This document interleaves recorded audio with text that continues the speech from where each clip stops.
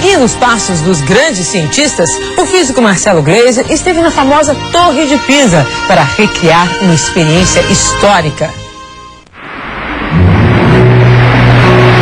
Domingo passado, na estreia da série Poeira das Estrelas, nós aprendemos que tão antigo quanto a história da humanidade é o desejo de compreender as nossas origens.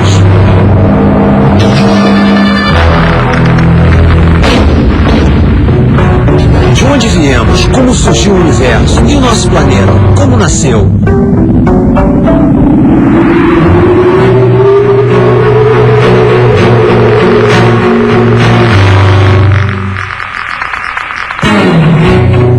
Cada cultura, cada religião buscou suas próprias respostas. Mas houve um momento em que a curiosidade falou mais alto e os dogmas religiosos passaram a ser questionados.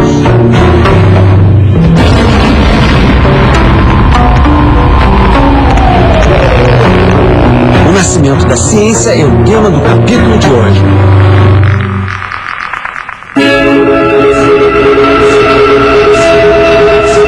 Os gregos foram os primeiros a tentar entender a origem do universo sem a ajuda ou interferência da religião.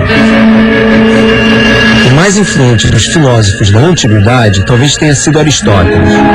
Ele viveu em Atenas em torno do ano 340 a.C., cerca de 100 anos após a construção do Partenon, o mais famoso templo grego que existe até hoje. Para os gregos, simetria e beleza eram sinônimos. Pensando nisso, Aristóteles propôs um modelo de mundo simétrico e perfeito, um método elegante e intuitivo para explicar o universo. 340 anos antes de Cristo, Aristóteles dizia que a Terra era o centro do cosmos, que ela ficava no meio de tudo, imóvel. O Aristóteles dividiu o cosmos em duas partes. No centro de tudo estava a Terra. Depois vinha a primeira órbita, que era a órbita da Lua, a que dividia o cosmos em duas partes. Acima da Lua vinha Mercúrio, Vênus, o Sol, Marte, Júpiter, Saturno e, finalmente, a órbita das estrelas. Segundo Aristóteles, a Lua, os planetas e as estrelas seriam feitos de uma substância misteriosa, imutável, que ele chamou de éter ou quinta essência. Da Lua para baixo, as coisas seriam compostas dos 4 elementos: terra, água, ar e fogo. E aqui sim poderia haver transformações, quando os elementos estivessem fora de seu lugar natural. Era assim que Aristóteles explicava a gravidade. Segundo ele, uma pedra cai do céu para a terra porque seu lugar é no chão. Aristóteles também concluiu que quanto mais pesado o objeto, mais rápido ele vai ao solo. Certo? Errado. Essa primeira explicação errada de Aristóteles sobre a gravidade sobreviveu por 1800 anos. Só foi questionada durante a Renascença na Europa. As teorias de Aristóteles foram aceitas durante tanto tempo não só porque eram avançadas demais para a época, mas também porque, com o passar do tempo, a Igreja constituiu um poder sem precedentes na história. As teorias religiosas para a origem do mundo reinaram durante quase 2 milênios. Mas um dia a inquietação retornou. Durante a segunda metade do século XVI, a Europa era palco de um grande conflito religioso. A Igreja Católica se sentia ameaçada pelo avanço dos protestantes e o Vaticano não via com bons olhos ideias contestadoras. Ao mesmo tempo, alguns pensadores começaram a questionar o modelo de universo proposto por Aristóteles, que dizia que a Terra era o centro de tudo. A situação era bastante explosiva. O primeiro desses pensadores a duvidar das ideias de Aristóteles foi Nicolau Copérnico, nascido na Polônia. 100 anos antes da invenção do telescópio, Copérnico teve a coragem de afirmar que não era o Sol que girava em torno da Terra, mas o contrário. A Terra é quem gira em torno do Sol. Ele morreu em 1543, sem saber do impacto que suas ideias provocariam em tempos tão turbulentos. A ousadia de Copérnico foi contagiante.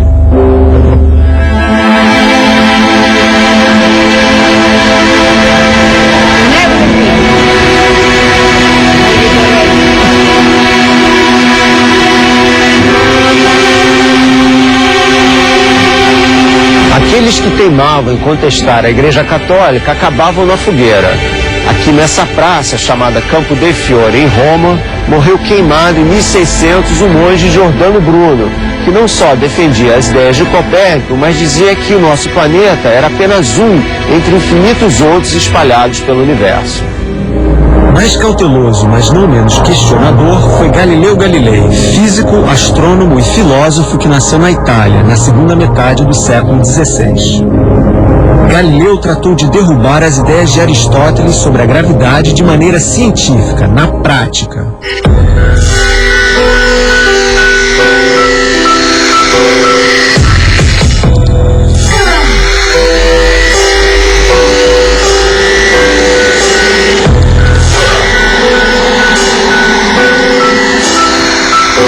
Torre de Pisa.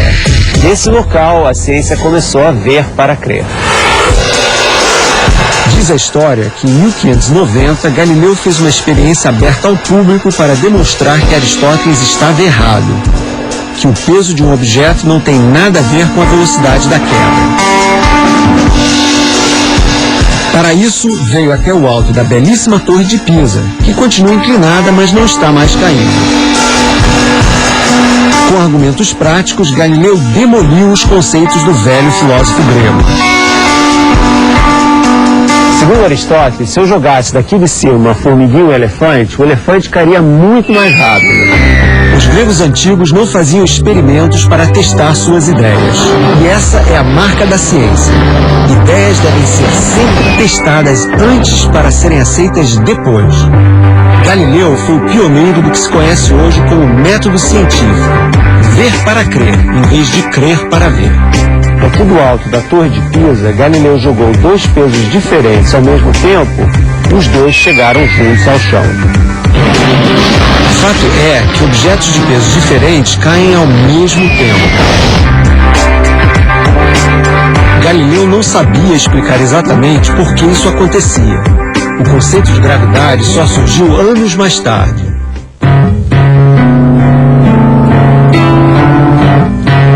Nascido em Pisa, foi em Florença que Galileu passou grande parte de sua vida. Aqui, ele não se contentou em estudar apenas a queda dos corpos.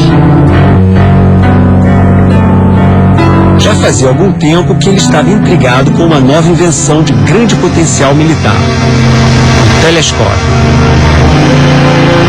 Galileu havia tido uma ideia tão simples quanto genial: apontar, pela primeira vez na história, um telescópio para o céu. O que ele viu foi um cosmo muito diferente daquele de Aristóteles.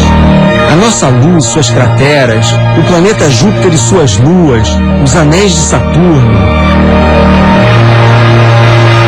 Um cosmo que tinha muito mais a ver com o modelo de Copérnico, com o Sol no centro e a Terra girando à sua volta, do que com o cosmo antiquado de Aristóteles.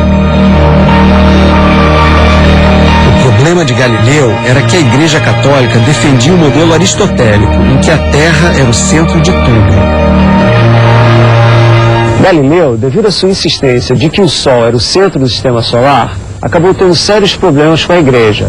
Foi condenado em 1633 pela Inquisição e teve que passar o resto da vida em prisão domiciliar.